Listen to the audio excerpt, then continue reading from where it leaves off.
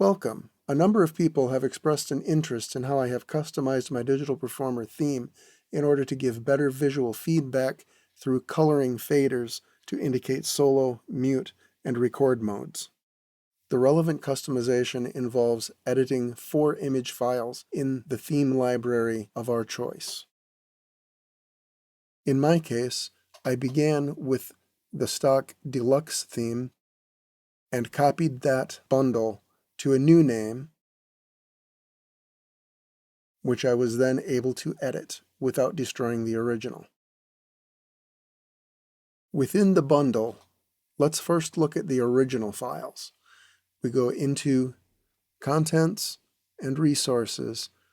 Way down near the bottom are 4 files that start with K-vert level meter. From there, they are icon set and light icon set. There's a normal and a 2x in both cases. These files contain the images of the faders and the slots for the faders, which will be used to draw on the mixing board. To make these edits, you will need some form of image editing software. I used the GIMP, but anything that offers similar capabilities should be fine. As you can see in this file, the standard faders are a dark gray slot with a chrome fader for a normal channel.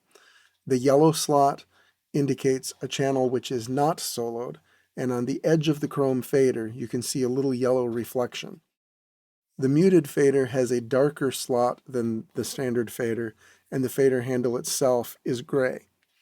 The record-enabled tracks have a red slot with a little bit of a red reflection on the edge of the chrome fader.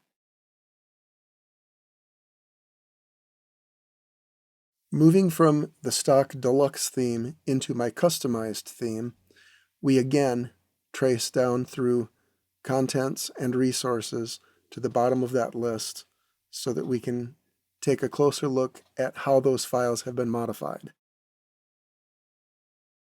As you can see, I have simply added color to the fader handles themselves so that the solo fader is yellow along with its slot.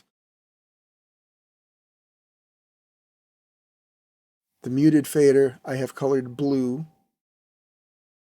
and the record-enabled fader is now red to match its slot. Opening Digital Performer with the original theme, we can see that when we solo a channel, the slots of the other channels become yellow. When we mute a channel, it simply becomes gray. When we record enable, the track behind the fader becomes red. Now if we switch the theme to our customized version, we can now see that when we solo a channel, not only the tracks but the fader handles themselves become yellow.